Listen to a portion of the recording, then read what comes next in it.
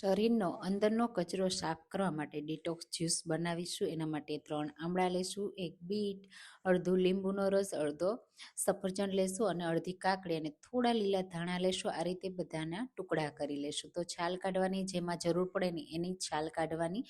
તો અહીંયા મેં બીટની છાલ કાઢી છે, કાકડીની છાલ કાઢી છે. આ રીતે કટ કરી લેશું, રફલી ચોપ કરવાના છે. અડધું હું અહીંયા સફરજન લઉં છું અને એને આપણે છાલ કાઢ્યા વગર જ યુઝ કરવાનું છે, કારણ કે સફરજનની છાલમાં પણ ઘણા બધા વિટામિન રહેલા હોય છે. તો આ રીતે ટુકડા કરી અને તૈયાર કરીશું. સાથે લીલા ધાણા પણ એડ કરીશું, એનાથી પણ આપણે વિટામિન્સ મળતા હોય છે.